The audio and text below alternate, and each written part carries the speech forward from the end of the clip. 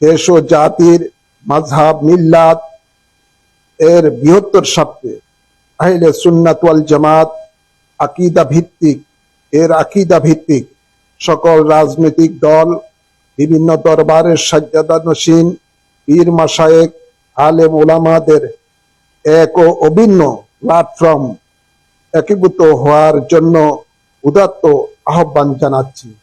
প্রিয় দেশবাসী, আসসালামু আলাইকুম ওয়া রাহমাতুল্লাহি ওয়া বারাকাতুহু।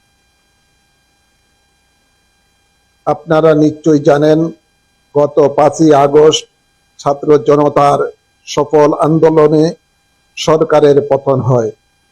আর ছাত্র জনতার এই আন্দোলন আমাদের প্রাণপ্রিয় ছাত্রছাত্রী সহ অসংখ্য মানুষের প্রাণ সংহার ঘটে। আমরা তাদের বিদেহী আত্মার মাগফিরাত কামনা করছি এবং তাদের প্রতি বিনম্র শ্রদ্ধা জানিয়ে ইসলামিক ফ্রন্ট বাংলাদেশ এর পক্ষ থেকে এসব শহীদের জাতীয় বীর হিসাবে আখ্যায়িত করছি।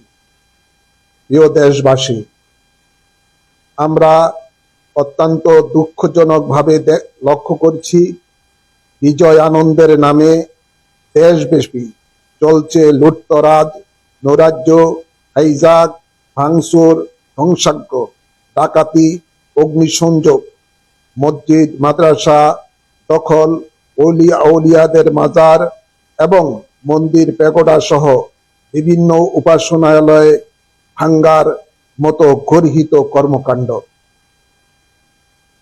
যা মোটেও কাম্য নয়। এসব নেতিবাচক কর্মকাণ্ড বিজয়ের আনন্দকে ম্লান করে দিতে পারে বলে আমরা আশঙ্কা প্রকাশ করছি। আমরা মনে করি, ছাত্রদের আত্মত্যাগ কেবলই দেশ ও জাতির সাথে সম্পর্কিত, অথচ দেশের ক্ষতি সাধন করার মতো গর্হিত কাজ কখনো দেশপ্রেমের মানদণ্ড হতে পারে না।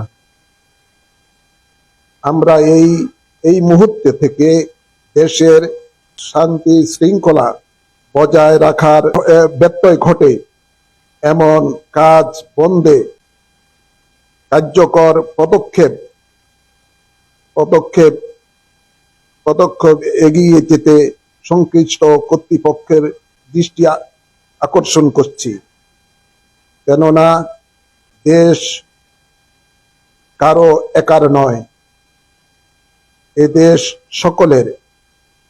অতঃপর আমি দেশ ও জাতির মাযহাব মিল্লাত এর বৃহত্তর স্বার্থে আহলে সুন্নাত ওয়াল জামাত আকীদা ভিত্তিক সকল রাজনৈতিক দল, বিভিন্ন দরবারের সাজ্জাদানশীন পীর মাশায়েখ, আলেম ওলামাদের এক ও অভিন্ন প্ল্যাটফর্ম একীভূত হওয়ার জন্য উদাত্ত আহ্বান জানাচ্ছি।